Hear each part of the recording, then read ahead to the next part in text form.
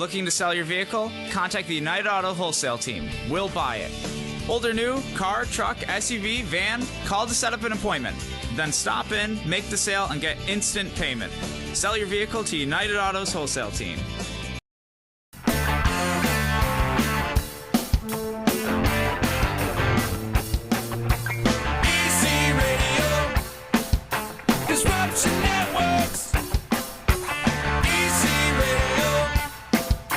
Disruption Networks.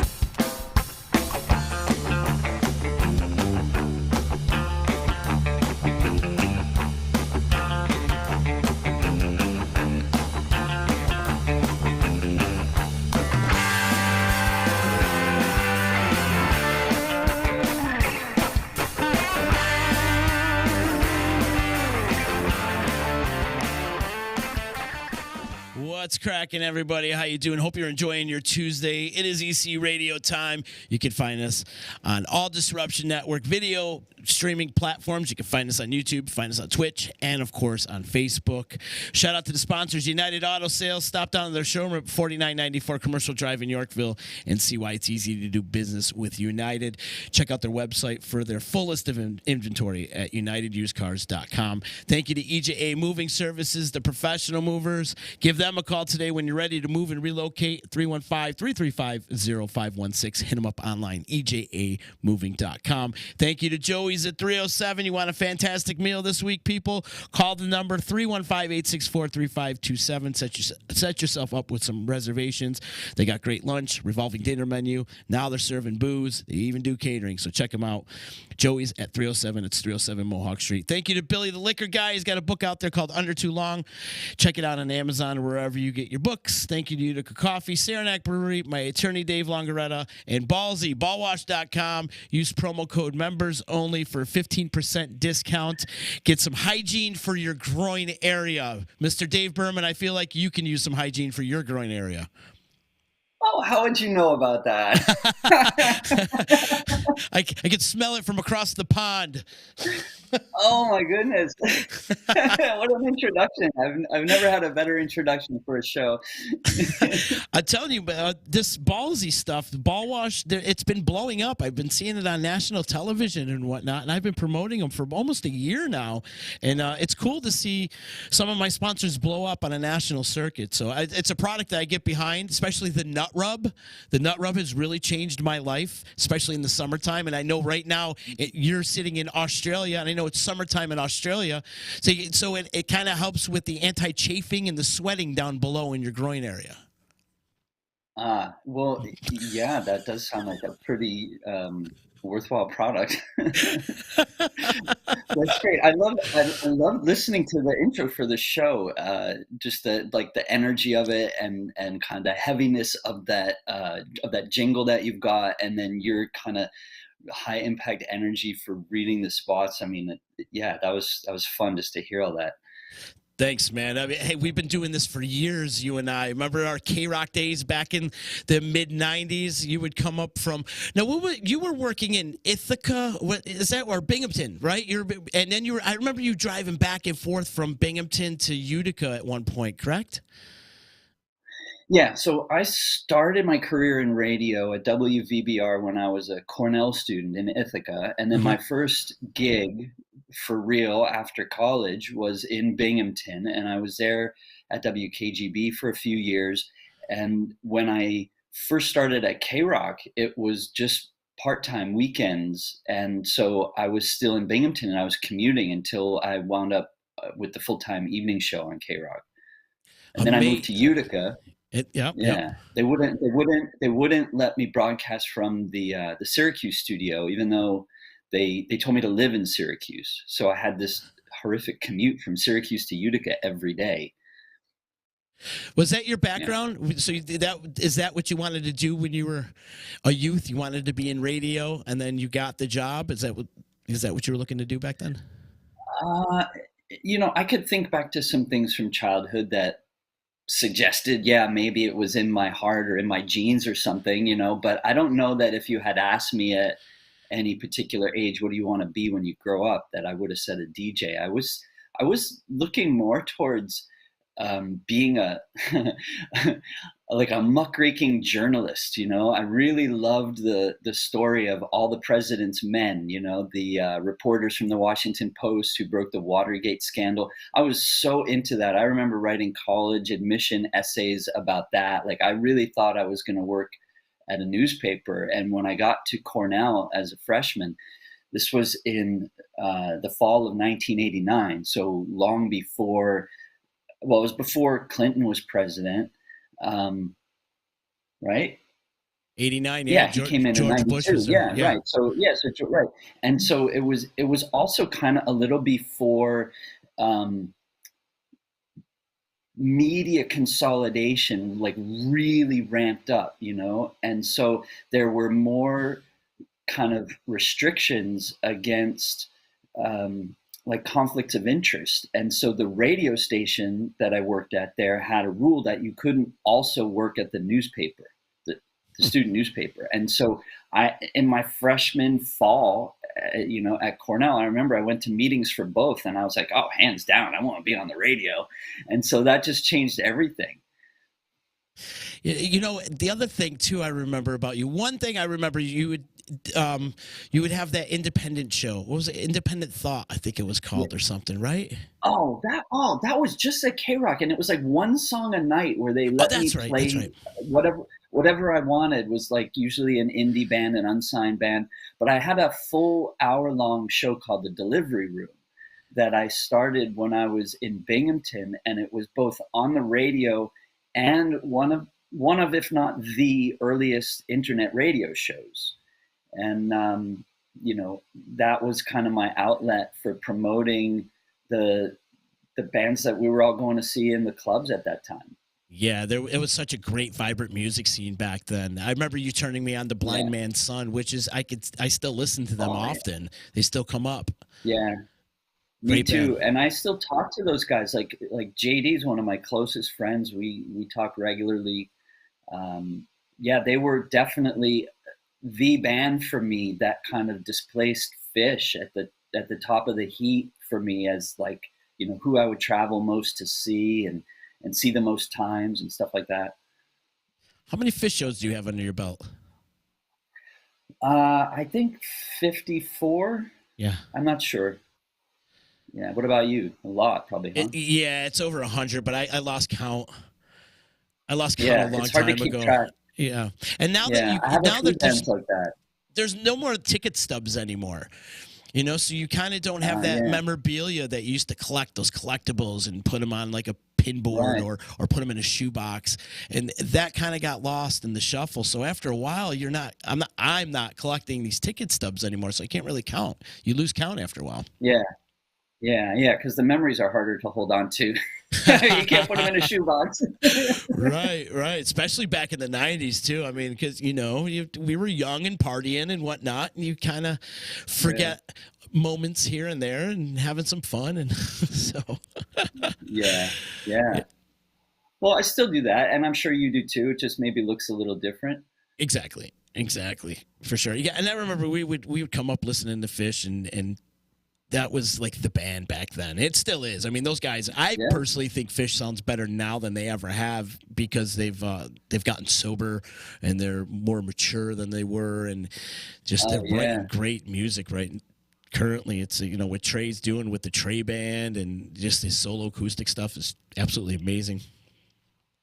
Yeah, for sure. I'm enjoying them a lot too. Unfortunately, I'm just not getting to the shows, but that's part of a bigger set of trade-offs in life. Yeah. In Australia, are you guys still on lockdown right now? Can you go out and see live music, or you're still on lockdown, right? No, lockdown has ended because the vaccination uptake was so high. Like, over 90% of the population is vaccinated, double vaccinated here, and now they're offering the booster. So the triple vax numbers are creeping up, and once that got pretty high and we were still in lockdown, there was like a real big change in attitude from the government about, like, okay, we're not aiming for eradicating all cases of COVID anymore. We're aiming for a threshold of vaccination rate. And once we hit this number, then these restrictions will ease. And once we hit that number, then these, restrictions will go away. And now it's pretty wide open because we're so vaccinated. But the numbers have still gone up. There's, it's nothing like what it is in the US and other countries. Like Australia has been, much more successful, I think, at keeping those case numbers and the death numbers way, way lower. But it's still raging here, and everybody's vaccinated. It's crazy. We've been talking about COVID for 2 years straight. It cannot come up in conversation. It's ridiculous. No matter what the conversation is, that word has to come up some way, shape, or form. It's ruined a lot of things, and it's hard not to talk about it. It's unfortunate. Yeah, well, we can talk about other things too. Yeah, and I plan on it. I definitely plan on it. So talk about Australia, though, man. I've always been fascinated with Australia. It's a place on my bucket list, and I do have some listeners from Australia. And shout out to the Uncle Louie Variety Show for bringing them on to the D. We have a bunch of people from Australia, and we have these happy hour meetings that we meet. And it would be like 7 o'clock at night here, but 7 o'clock in the morning there, and we're drinking beers and seltzers, and they're drinking coffee, and we have such a great time, and just the stories that go around back and forth, and just it's a really, really cool culture, and I've always been fascinated by Australia. So tell me about your experiences down under. Well, I came here expecting to stay just 1 month. Sort of like Gilligan's 3-hour tour. And I've been here for 2 years. Last week was 2 years. And, it was obviously because of COVID. It wasn't like I just fell in love with this place and couldn't leave. I came in late January of 2020. And then I was going to go back to living in Vietnam after that. I mean, I still have an unused, flight voucher. I was scheduled to depart, couldn't, and then had to figure out, well, what are my options? There's not a lot of travel that's possible. And the only travel that was possible for me was to go back to the US. And I nearly kind of caved into that narrow view of that's all that's possible. And I just didn't want to be in the US. And so I finally figured out how I could stay here, and decided, making that decision was really key. And I've made it a few times now. I've had to kind of work out, how do I make this possible? So one of the things that I've done is I enrolled in a really, really crappy college program. But it gives me a student visa. Mm-hmm. So now I'm safe and secure here for almost a year already on the student visa, and I've got another year plus to go in this school program. So it just took away that issue. And then I've spent most of the time in lockdown. I mean, we've had some good long stretches out as well. And so, yeah, it's a fun place to be when it's open and thriving. There's great, music culture. There's a lot of people talk about the coffee culture here. I'm not a coffee drinker, although I did have my first coffee, for the very first coffee ever in my life, on my 50th birthday last weekend. Yeah. First time ever? Really? Yeah, I never. I don't know if you'd remember this detail, but back in the K-Rock days, like, I was a heavy Mountain Dew drinker, and for many years I was really big on the caffeinated soda. Even also, like, you remember there was the Mountain Dew for a while called Surge. Yeah, we had Surge as a sponsor at K-Rock. I remember having a Surge T-shirt. I remember there being like free Surge in the fridge in the kitchen there. So yeah, like, I was big on caffeine through soda, but I never drank coffee. And I had my first coffee ever this past weekend on my 50th birthday. And what'd you think?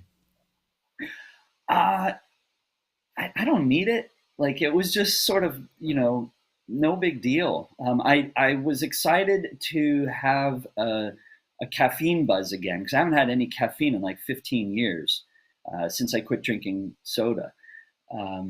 So it was fun to just do that, for like just a new thing to do. But I'm not going to start drinking coffee regularly, and I'm not going back to the soda either. I'll tell you what I do like to drink nowadays, though, is kombucha. Oh yeah.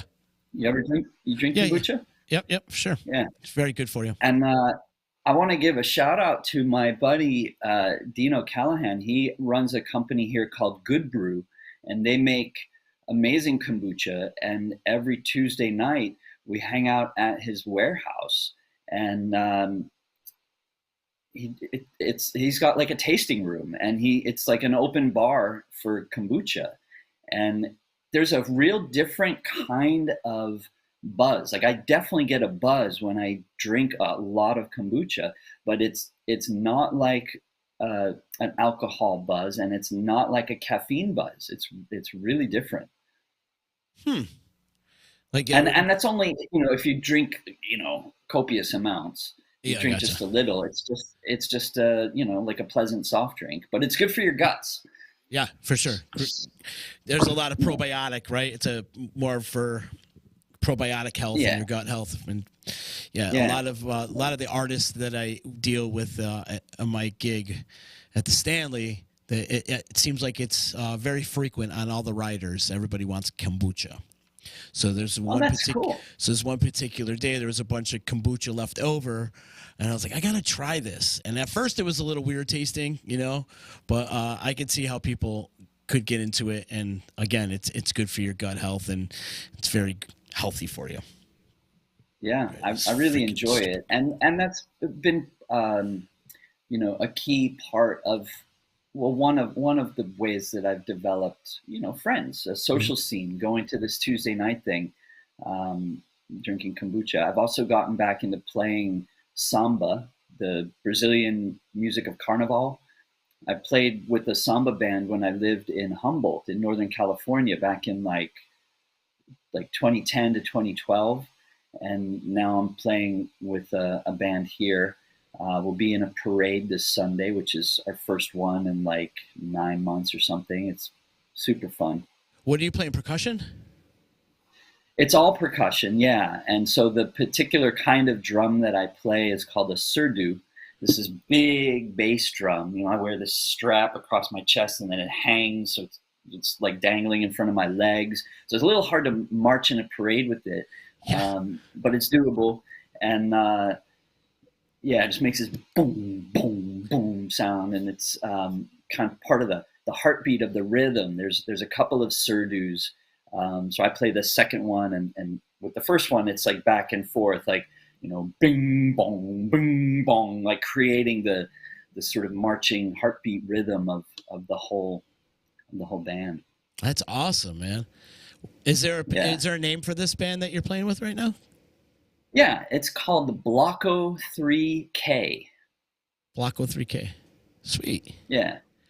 Yeah, so shout out to all my Melbourne peeps here. We got the kombucha people, we got the drumming people. What else? I've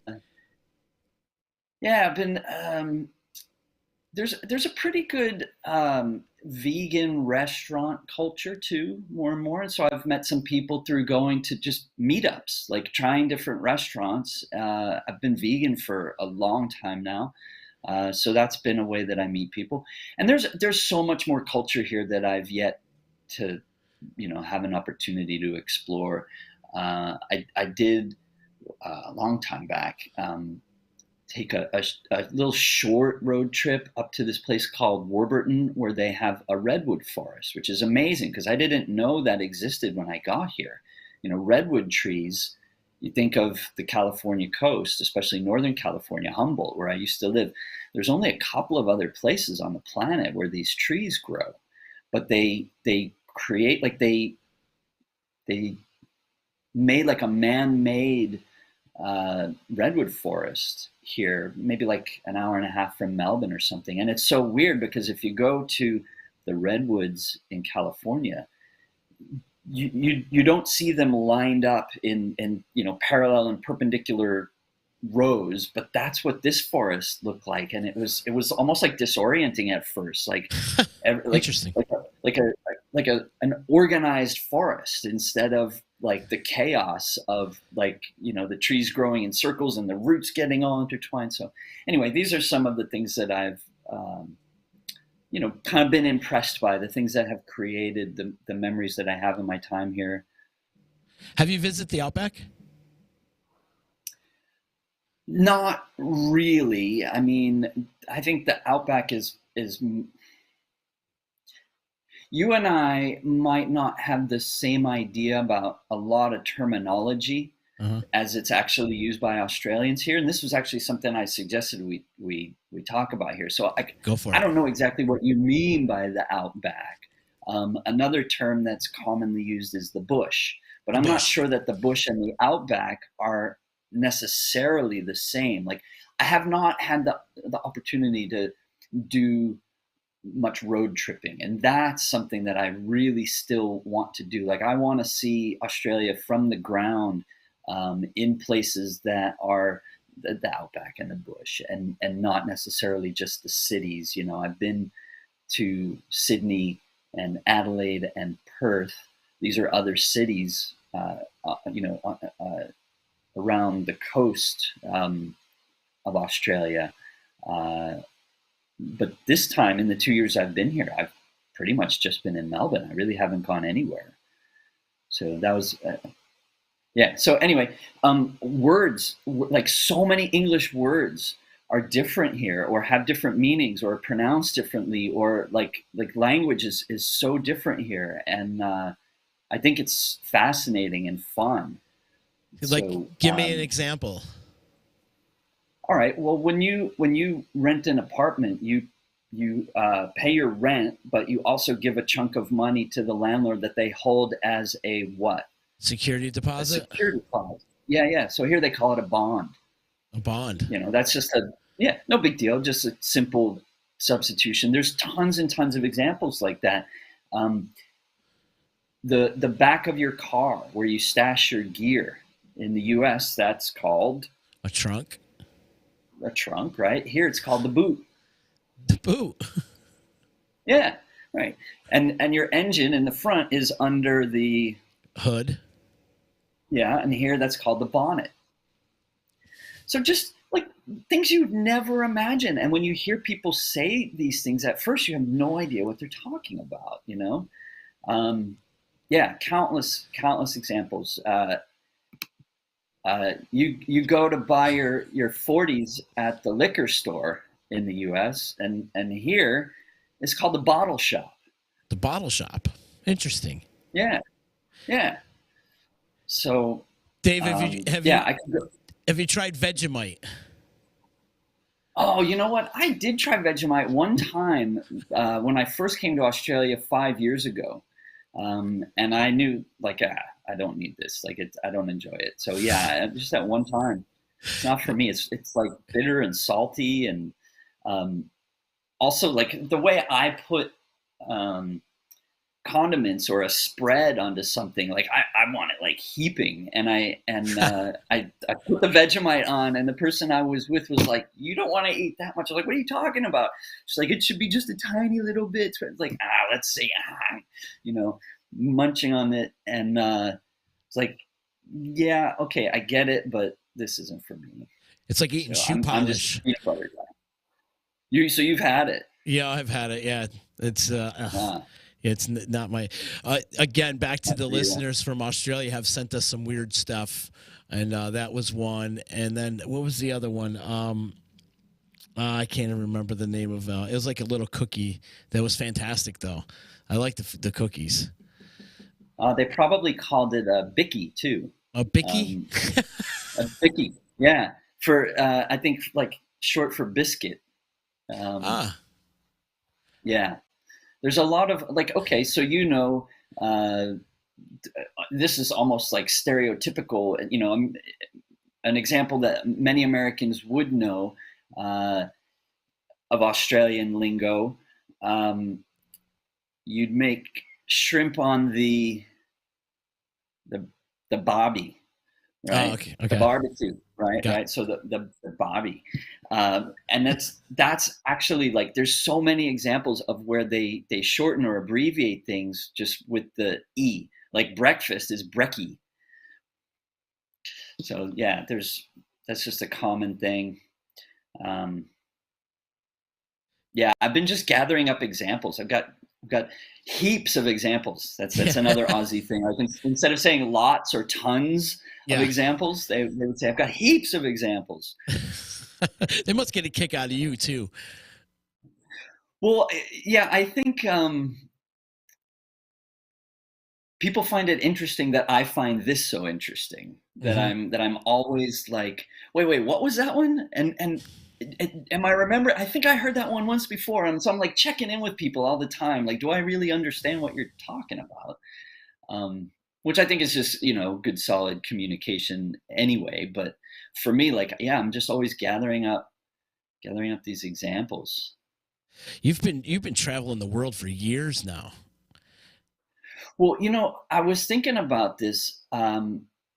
First of all, I want to congratulate you. Didn't you recently hit 5 years for the podcast? Yeah, 5 years of Disruption. Yeah, the whole network as a overall for sure. I've been doing the podcast a little bit longer than that, but when we launched Disruption Network in January of 2017, it was January 30th, 2017.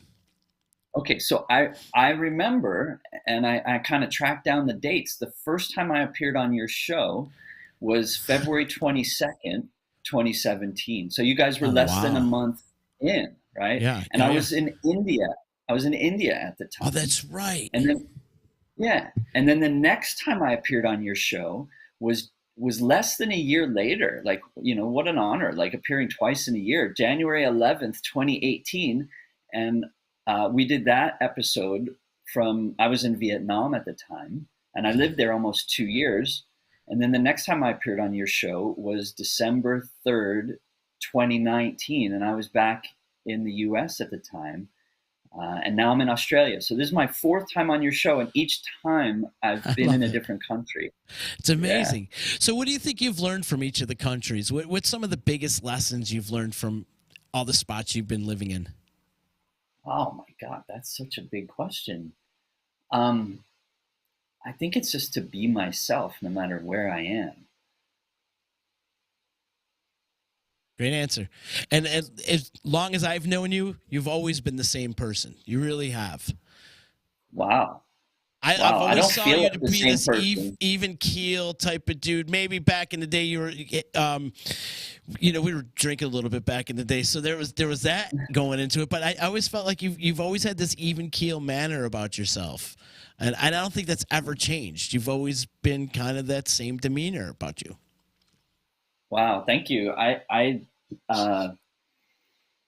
Yeah, that's interesting. I don't look back at my mid-20s that way at all. I felt so volatile, and I felt like it was really, really hard to maintain good relationships, and like, I'd get fired from jobs, and was very kind of argumentative and confrontational, and those are not really parts of my personality anymore. I never saw that in you, though. I never saw that in you as far as the argumentative, and we've always had a pretty good relationship, so I don't think we've ever really gotten to an argument or anything like that. But yeah, it's crazy. Like all the travels you've been doing, you've grown from all that. They always say, you can't learn being stuck in the same bubble, right? Yeah. Yeah. Well, I told you I listened last night to the 3rd of the 3 episodes I've done with you before. So, a little over 2 years ago, shortly before I left the US again to come here to Australia, what was I talking about? What were we, engaging about? And at that point, it was how my work with laughter, as a coach and hypnotherapist, my work with laughter had been evolving so much. And I was just really kind of on the cusp of like breaking free from laughter yoga. And I've since actually sort of made a clean break, like declared independence from laughter yoga. And I'm still holding laughter sessions online every day. It's as much a part of my life as ever. It's just continued to evolve and grow, which I feel is also true for me. And laughter has been the biggest catalyst and the biggest source and inspiration for the ways that I'm aware that I've grown as a person and as a professional, as a a provider of service, a care provider, someone who's in a role of supporting other people in discovering who they really are, who they want to be when they're just being themselves, and how to allow that to be fun and easy and pleasurable. And, that's just the role that I play professionally as a coach. So, yeah, I still, the last time I was on your show, we talked about some laughter life lessons, and those have just really continued to show up for me, like, dozens and dozens of them. I think that's going to be the name of my next book. I have a few books. I wrote a book while I was here in 2020 during the first lockdown. I wrote a book called Laughter Lost and Found. You can both lose yourself and find yourself in laughter. My next one will be called Laughter Life Lessons, because I've just, like, so much of it has gotten distilled down into the form of memes. I've got dozens and dozens of these, like, little nuggets, these pearls of wisdom about laughter that have changed my life and that help other people. So the laughter yoga has kind of evolved into more of like a life coaching type of thing. Is that what you're saying? No. I'm saying that my daily laughter sessions are called Laughter Gym. And there's a page on my website that in succinct bullet points highlights, I think now there's 17 differences between Laughter Gym and Laughter Yoga. It's just really a departure, like I took a left turn or something. There's a lot of differences, and a lot of it has to do with the idea of being, not doing, and kind of seeing the mental health. We talked last time. I'm not sure if you'd remember this, but we talked last time about the phrase the mental immune system. And this has, like, continued to really emerge more and more for me. And so what I have discovered, and I'd love to kind of back up and actually share a couple of stories from traveling about how laughter has just become a vehicle for, like, pointing to things that people already have as true in their experience, but they don't always have awareness of it. And so laughter helps us see what's there to be seen that we just don't always see. And we talked a little bit about that last time, but, like, my awareness and understanding of this has just blown up so much in the last 2 years. So, more memes have come along as a result. And I think the next book is going to be kind of a collection of all these memes and sort of their deeper meaning, where they came from, stuff like that. You're doing coaching, like you said, you have daily laughter still going on. Take me through an example of what you're doing now in comparison to what you were doing back then.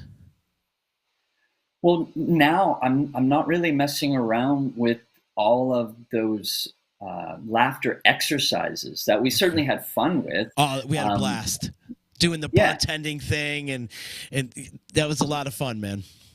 Yeah, it certainly is. And there's an aspect of that playfulness that's still there, but which has like, I don't know, transformed in some way, so that it's one way to think of it is, I used to teach what I had been taught, and now I share what I've discovered.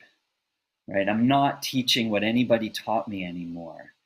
I'm saying, let's go exploring and you'll discover things too. And I'm like a guide for the exploration, and what I'm pointing to as the tour guide is what's already there for everybody to see and discover in their own experience. So, laughter is the sound of joyful breathing. We don't need anything external to get us laughing. And even those laughter exercises that we used to do, they now look to me like external sort of conditions. We don't need the external condition of jokes or comedy to laugh, because we could play around and be, like little kids.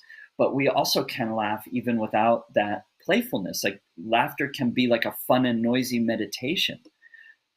And we can just sit and be laughed. Like, all this time we've been on this call, you've been breathed, right? Like, the universe, the energy of the universe is breathing you, whether you're paying attention to it or not. And the energy of the universe is beating your heart, whether you're paying any attention to it or not. And if you just relax and allow the experience of being breathed and making sound, you can be laughed by the universe. Being laughed is different from doing laughter yoga, right? So being and doing, and this is such an amazing thing to kind of bring awareness to in your life overall. So much struggle comes just from the word trying. Like, I'm trying to do this. Yeah, well, how long have you been trying? Oh, I don't know. It seems like forever. It's such a struggle. Like, I really want to do this. Okay, just relax, dude. Allow it to happen. Don't try to force it to happen. That's one of the key lessons with laughter. People come to laughter, they say, oh yeah, I definitely need less stress in my life. I would love to try this laughter thing. Okay, well, first of all, don't try, right? Just be. Breathe and make sound, and the laughter will show up, and you just keep laughing and laughing and laughing, and you'll notice things that are new and different every time. And those observations will change your life. But basically, stay present. Yeah, well, last time we talked a bit about my tattoo that says now. So yeah, there it is again. Yeah. Yeah. So yeah, like, every breath is an opportunity to laugh. See, I'm laughing right now. But you're right. Well, it's a good point. But to me, like, that's really profound. And laughter. What I'm talking about here, laughter shines your inner light on gifts you've always had but don't always see. How about on the other side of that? What about crying? Yeah, crying can be really cathartic, like a big emotional release. Yeah. I've not really looked too much at, like, crying on purpose for the sake of learning about yourself, but I think there's plenty there to be found. I don't know that it's as fun and uplifting as definitely not laughing is, but yeah, we just spend the time laughing, and it does all this stuff, like, chemically, neurologically, it changes our insides. There's a lot of health benefits to it, and it feels really pleasurable. We all know this, but for me, like, the big thing that just keeps me going, exploring it more and more, is how essential it is to an understanding of that mental immune system, or another way to think of it is innate mental well-being. Like, we are all mentally healthy, and the misunderstandings that we have about the nature of thought and the nature of mind, like how your mind works. Any psychological suffering is just coming from a misunderstanding about that. And so that's become the focus of my work.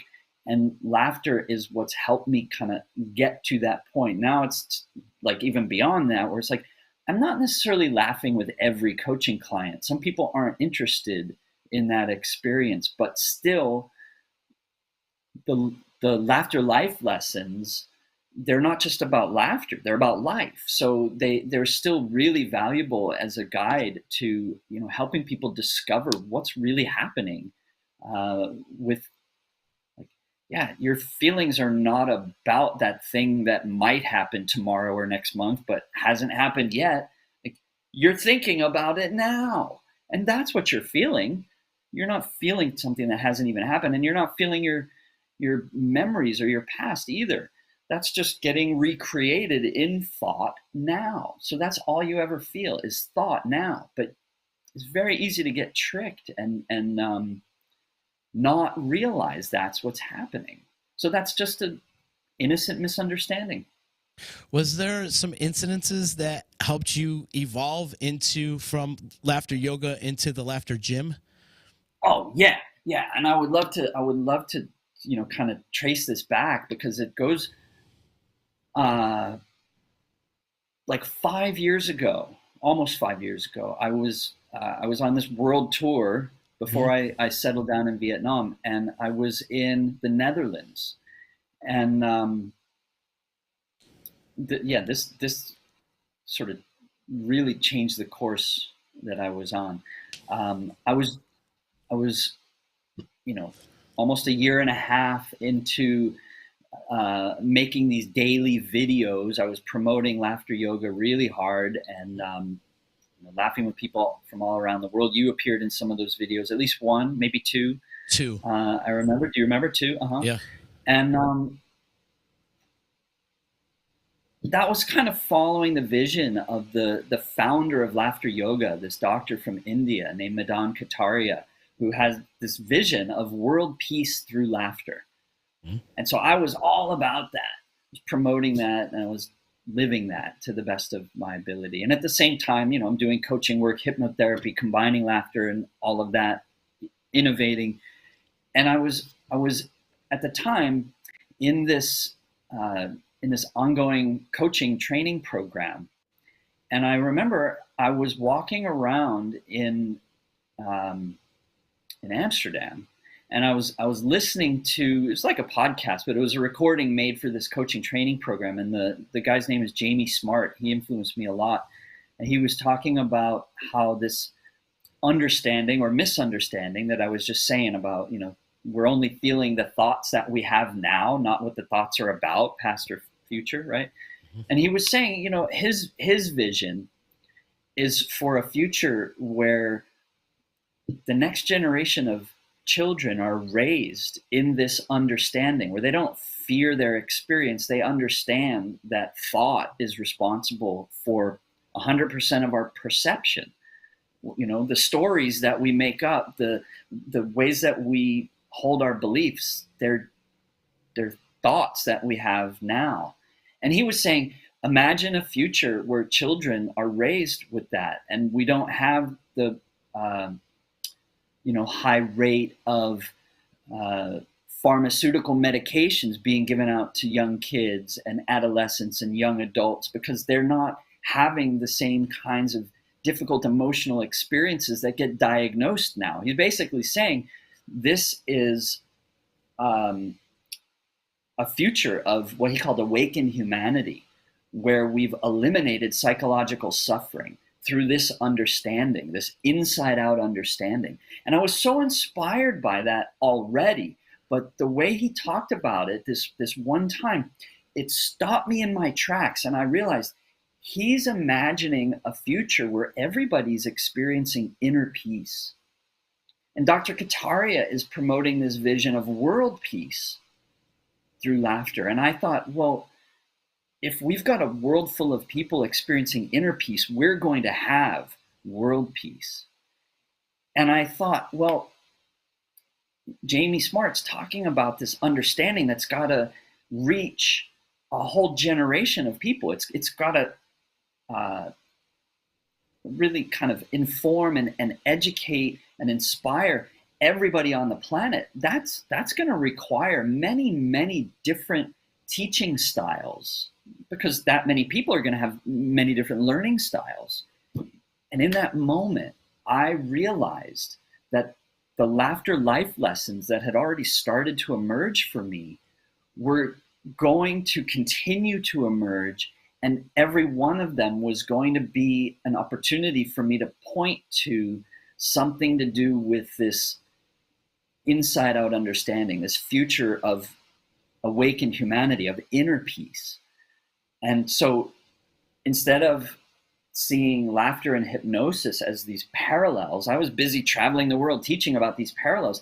Suddenly I started seeing this intertwined like shape of DNA, where every point where they crossed was something laughter was teaching me about this mental immune system, innate mental well-being, this inside-out understanding. And so from there began this whole departure from laughter yoga that took me a while to like finally, like completely wash my hands of it. And now my laughter sessions, we sit in the laughter gym. We just gather on Zoom. There's no more laughter exercises. There's no more facilitation. There's no instructions at the beginning. We just breathe and make sound. We laugh for 15 minutes, and then we talk about, well, what did you notice that was new and different? And there's always things that are new and different in the experience. And because everybody's looking at their own inner experience, and I'm facilitating a discussion about this, I'm pointing to this inside out understanding, this mental immune system. And it goes back to that one weekend in the Netherlands. And I just mentioned like the origin of it, but there was more to it. One other really big piece of it was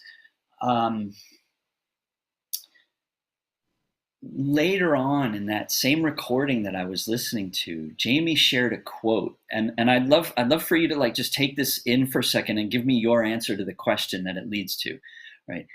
Jamie shared a quote that said, "You are all Buddhas pretending not to be, and it's my job to expose you."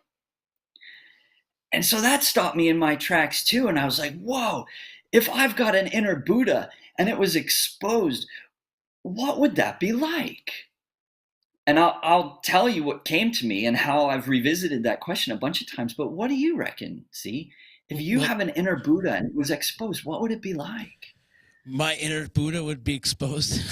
Well, it definitely would kind of dissolve some of my inner struggles, right? I feel like we all have these inner struggles, and like it would be a place of zen for me, and where it's just a peaceful, tranquil world in my universe.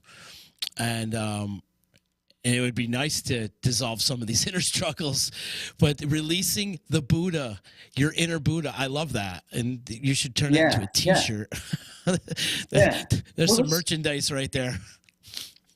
So I think about the inner Buddha exposed, and I come back to this question periodically. And when I first asked myself that question, standing there in Holland, the answer came to me immediately. It said, I'm going to be a street performer. I didn't know what that meant, but I knew it did not mean busking in front of an instrument case. And it did not mean being a magician or a balloon animal twister or any existing form of performing art. It meant I was going to be myself and just engage with strangers on the street. And then 2 days later, that was exactly what happened. I spent 43 minutes on Facebook Live making the daily video that day, like the Pied Piper, just laughing and bringing all these strangers on board. And then I wound up going to Vietnam, and like the most common experience for me in all the time I lived in Vietnam was just roaming around the city, where I couldn't have verbal conversations with people, but I could laugh and play with them. And we could experience the human connection through laughter and play. And I realized only way, way later, oh my gosh, I became that street performer that I imagined that day. That my inner Buddha was exposed all this time in Vietnam. And this is why it was such a rich and rewarding experience for me to grow and learn and discover about being. I was not doing so much. I was just being. And now, having come back to the question about what would your inner Buddha be like if it was exposed, shortly after COVID broke out and we're in the first lockdown, and I'm just like done with laughter yoga, not wanting to do the exercises anymore, seeing it as unnecessary, seeing like all this deeper stuff that laughter could help us discover. And I realized once again that I was being that inner Buddha exposed. I didn't need to think about how I wanted to be and then go and create that. I was already being it. And that was hosting the laughter gym, where I'm not doing all the, crazy childlike antics anymore. I literally just sit like Buddha and laugh for 15 minutes, where it's the universe laughing through me. Like, it's just being. And so, yeah, that's the inner Buddha exposed for me now, different from before, not a street performer anymore.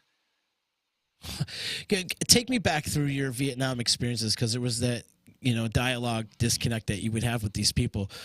And like, how would you start an engagement of laughing with these people that were complete strangers to you and you didn't speak the language? Yeah. I mean, I had a few words, but a lot of times, one of my favorite things to do was to notice sometimes people would just be staring off into space.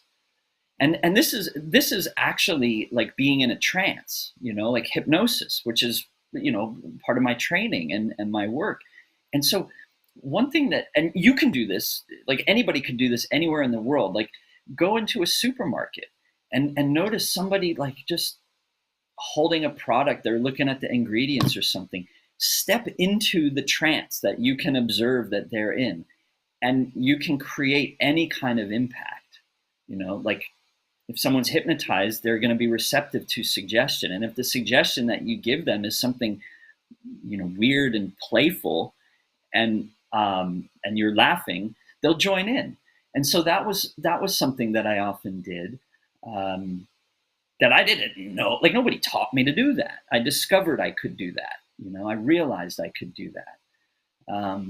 So that was one example. Another common one would be what I eventually called the Art of Interruption, which is kind of what I was just describing. But you could interrupt people doing all sorts of things. I would never do it when people were eating, but if I could interrupt people doing other things, they would be very receptive to laughing with me and playing. And so I did a lot of that. And I made some videos of that, fortunately. Never enough, because being on the street, I couldn't be present and engage with people and be in selfie mode. So eventually I had to hire somebody to kind of follow me around. I'd go on these urban adventures in playfulness, and I'd have a cameraman following me. And so we did make some videos that way. Can you see some of these videos? Are they still on your YouTube page or your website? Yeah. Some of them. So, I made all these videos every day for a couple of years, Right. for 3.5 years. The first 2 years are on YouTube, and then I stopped because YouTube just wasn't really helping build a community, and I had a much more vibrant community on Facebook called Daily Laughers, and it's archived now, so you can still see the content, but you can't, comment or like or share. But all that stuff is still there. My work is through DaveBermanCoaching.com. I have a new Facebook group that's called The Conspiracy of Blessings, which is about seeing everything's happening for you, not to you. The universe is conspiring on our behalf. This is the idea of pronoia, which is a book that has me profoundly. It's also the idea of the book The Alchemist. You ever read that? I have not, no. Yeah, The Alchemist is a very short fiction book that's been a bestseller around the world and translated into many languages. And it's this story about this boy who travels across the deserts of Egypt to find his treasure at the pyramids, and kind of learning life lessons along the way. And one of the key ones is, when you want something, all the universe conspires to help you achieve it. So there was this same idea of pronoia in this book. It just didn't get called that. But then this other book, Pronoia, that's just billions of examples, real world examples of, the evidence, the universe is conspiring for us. And that really changed my life and plays a profound role day to day for me. it's in the morning right now for you. Take me through your normal day. Like, you get up in the morning. Are you meditating? Like, what's your regiment? No, I don't meditate regularly in a traditional sense. We talked about this last time. For me, laughter is meditative. Yeah. So in 30 minutes, the laughter gym will open, and I'll have people from around the world come in to the Zoom room to laugh with me. So often that's my first real activity of the day. And sometimes I get up only a few minutes before that. Oh, wow. And so the first thing that I do when I get up is I hop around and I tap all over my body and I laugh. And that just gets my energy flowing and, starts me off in a good mood. And I've been doing that every day when I wake up for over 11 years. And then I'll drink a bunch of water. So I'm hydrated and I'm a little kind of amped up from, the tapping and the laughing. And then I'm good to go. Like, I could take on anything. But typically the first thing, unless I have an early client session before that, some days the first thing is just sit just like this and laugh for 15 minutes. And then we talk about it. And then, after that, anything could be possible. Seeing clients, creating content, or going out, whatever. So it's a full day for you every day. Well, I mean, I'm not laughing all day every day, but the laughter gym anchors my morning. Yeah. Mm-hmm. If you go back in time, if you could give yourself some advice back in the day, what would you tell yourself? You asked me that last time too, and I just well, it's funny. I listened to our last discussion just last night, so I wouldn't have remembered that you asked me that, except for I just listened to it. So the last time I told you that I would tell myself, don't take life so seriously, and I do remember. Yeah, I still think that's good advice. And now I would also say, just notice how thought in the moment is responsible for what you perceive. Mm-hmm. Like 100% of perception is thought now, not what actually happened or what might happen, not the story, right?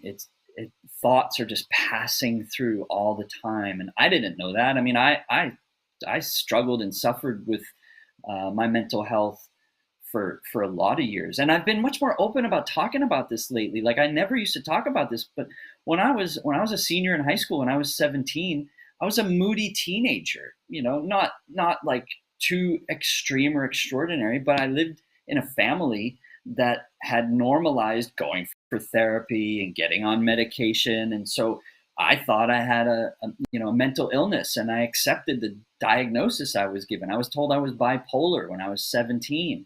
I was put on medication, and for 20 years, I went to therapists and took the medicine every day and other additional medications for 20 years. This totally distorted my sense of who I am. And then it was that book Pronoia, actually, which is not about mental health at all, which opened me up and sort of gave me a different perspective about life and myself. And within 1 year of starting to read that book Pronoia, I had gotten undiagnosed and unmedicated. I was 2009, right? And then I started laughing and studying hypnosis and coaching and starting to see that actually we've all got everything we need already inside us. We just don't always realize it. Mm-hmm. And even once we understand this, sometimes we see that more clearly, and sometimes we just get tricked. Like, it's just the nature of the mind to kind of trick us. And ego wants to blame other people for our challenges, our problems, our anger, whatever. But it's never the case. It's always thought, our own thought in the moment. And it's taken, it took me, a little while, years to fully understand that. And laughter was instrumental in helping me get it. And now laughter helps me to help other people to get that. Amazing. Amazing. It's crazy, and like how, especially now currently with all the things that are going on in the world, like mental health is such a big thing right now, and we're all struggling one way, shape, or form too. And just something as simple as laughing and doing these exercises and your laughter gym and whatnot can just really, really take you out of that funk instantly. It can. I mean, like the physical changes and the chemical changes that you experience with laughing are they come on pretty fast, and like they're really noticeable, really strong. And having kind of explored that for years, I confidently say that that's the tip of the iceberg. Like, think of an iceberg in the ocean. How much do you see above the water? Just the Right? tip, A usually. tiny fraction.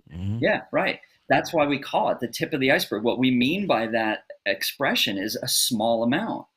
But the iceberg is huge, right? The majority of it is under the water and it's unseen. And so what I've discovered is that laughter actually can point us to, like an infinite number of nuances about the bigger part of the iceberg that's under the water, the part that's not obvious, the part that we don't always see.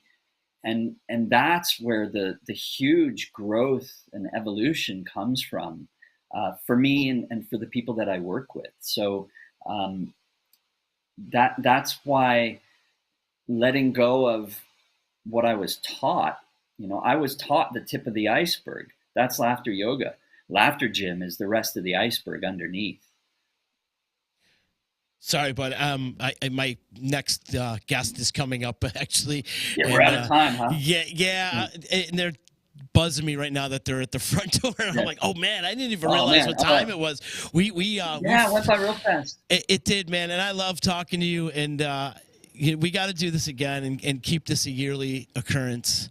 And I do. Yeah. I really love what you're doing and throughout your world travels, and best of luck to you with everything that you're doing. And you really are making a difference, my friend, and it's great to see. And keep up the great work.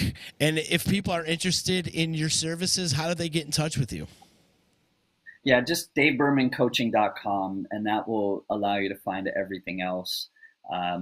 You can message me through the homepage too if I talked about something that you want to discuss further. Just message me through that contact form, or else, check out the Laughter Gym or the Pronoia group, the Conspiracy of Blessings. And thank you for having me on again. Yeah, it's man. Always great to see you. Yeah, you too, man. And we have many, many years together, and I just love what you're doing. And just your whole journey has been amazing. And when's this book coming out? Oh, I don't know. I need I need an intern. I need some help in my business. Don't we all? It's bro? one of many projects. Yeah, it's one of many projects. I would love to have it out in the next few months, because it's basically all been written, and it now just needs to be kind of compiled and assembled and formatted, that sort of thing. But anyway, yeah. Awesome. Well, keep me posted on that. Better dated. Yeah, right on. I will. Thank you again, man. And sorry to one of these. so long here. No, it's fine. And I didn't realize what time it was. I had no idea what was going on over here. This damn phone. Hang on. I didn't realize what time it was, and I'm like, oh my God, geez, time goes by so fast, and just like here we are. Like even in life too, it just flies by, and everything just passes you by. So it's very important to stay present, right? And now, right? Yeah, and and laugh. Yeah. Dave Berman, you're a gem, brother. It's true. You're a gem. Right, thank man. you Thank so you. much. And thank you to my sponsors, United Auto Sales, EJA Moving Services, Joey's at 307, Under Too Long, Utica Coffee, Saranac Brewery, Dave Longaretta, my attorney. Give him a call today, 315-735-6162 for some legal advice. And Ballsy, ballwash.com. Use promo code members only for a 15% discount. Dave, you're the man. Thank you so much. Thanks, C. Peace. Later. Looking to sell your vehicle? Contact the United Auto Wholesale Team. We'll buy it. Old or new, car, truck, SUV, van, call to set up an appointment. Then stop in, make the sale, and get instant payment. Sell your vehicle to United Auto's Wholesale Team.